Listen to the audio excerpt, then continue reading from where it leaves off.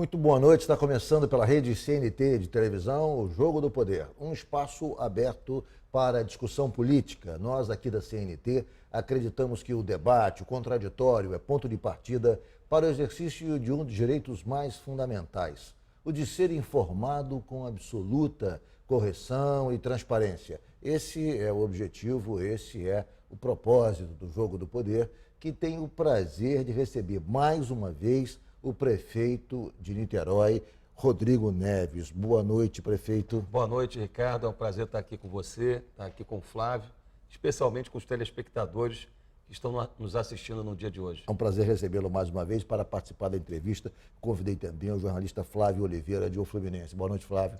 Boa noite, Ricardo. Boa noite, Rodrigo. Sempre um prazer estar aqui com você. Prazer é nosso. Vamos agora às principais notícias da semana, diretamente de Brasília. Olá, eu sou José Marcelo Santos, direto de Brasília, com um resumo das principais notícias da semana. Na primeira reunião com o Conselho de Desenvolvimento Econômico e Social, o presidente Michel Temer defendeu a necessidade das reformas trabalhista e da Previdência. Mas empresários e representantes de movimentos sociais que estavam no encontro mostraram que será difícil chegar a um consenso. Os empresários querem a reforma trabalhista imediatamente, mas os sindicalistas defendem a manutenção da CLT, a consolidação das leis trabalhistas sem perda de direitos. Consciente de que perderia a batalha no Supremo Tribunal Federal, o governo se antecipou e aceitou dividir com os estados o dinheiro arrecadado com a multa no programa de repatriação de recursos ilegais no exterior. O acordo faz parte das medidas discutidas para socorrer as unidades da federação que enfrentam crise financeira. O sim do governo veio depois de uma reunião entre o ministro da Fazenda, Henrique Meirelles, e representantes de todos os estados que vieram a Brasília pedir dinheiro ao governo federal. Até agora, os estados só recebiam parte dos impostos arrecadados e recorreram à justiça, mas, pelo acordo, os estados vão retirar as ações que movem no STF. Com a medida, são 5 bilhões a mais para serem divididos entre os estados. Quase todos estão com rombo no caixa e sem dinheiro para pagar até o salário e o 13º dos servidores. Ficou acertado ainda que a equipe econômica vai se reunir separadamente com governadores para discutir outras formas de socorro.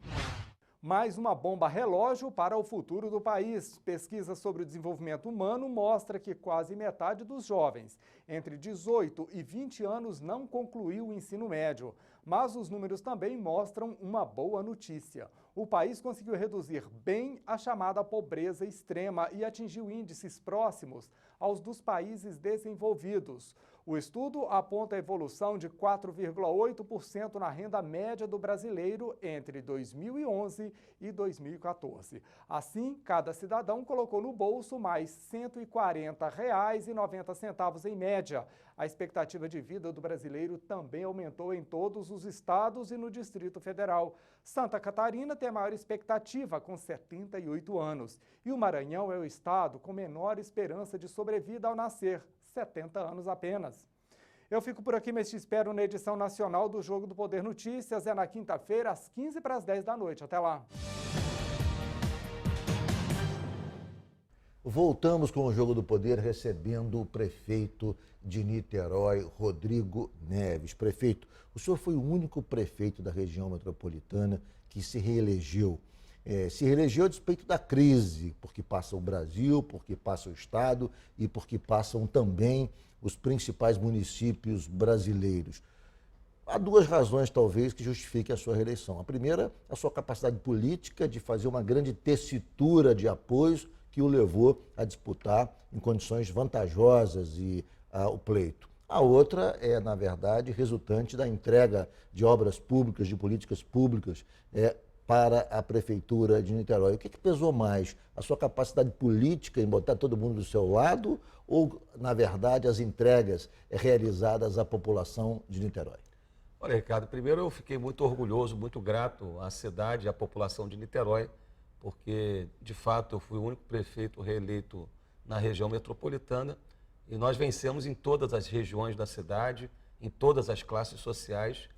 E Niterói, como você sabe, é uma cidade que tem o maior índice de escolaridade do estado do Rio de Janeiro, a maior renda per capita do Rio, é uma cidade que tem um nível de exigência acima da média.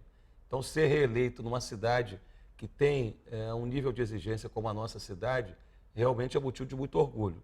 Eu acredito que isso se deve, em boa medida, ao reconhecimento, à dedicação, à seriedade, ao trabalho, não apenas meu, mas de toda a equipe, o vice-prefeito Axel, todos os secretários, porque, de fato, nós pegamos a prefeitura, a cidade, num contexto muito adverso, dramático, contexto muito parecido com o que os municípios estão vivendo hoje, dívidas, salários atrasados, a prefeitura, durante 5 anos, gastando mais do que arrecadava.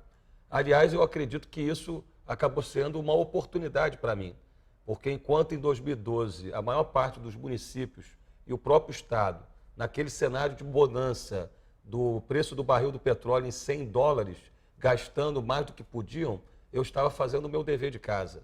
Então nós fizemos um plano de gestão, modernizamos a administração pública, fizemos o dever de casa, o ajuste fiscal, e aí eu acredito que a sociedade reconheceu pelas entregas que nós fizemos, cumprindo todos os compromissos que a gente assumiu para esse primeiro mandato.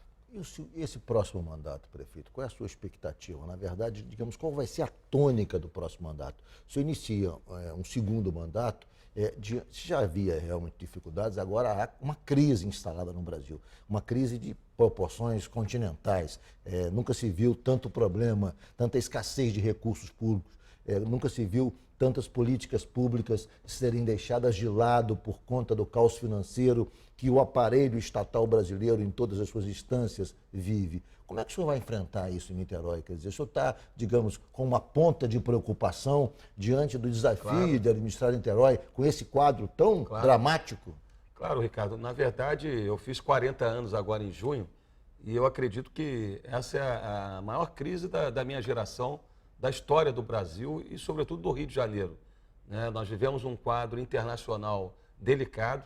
A crise de 2008, a crise do Lehman Brothers em 2008, ela não foi resolvida.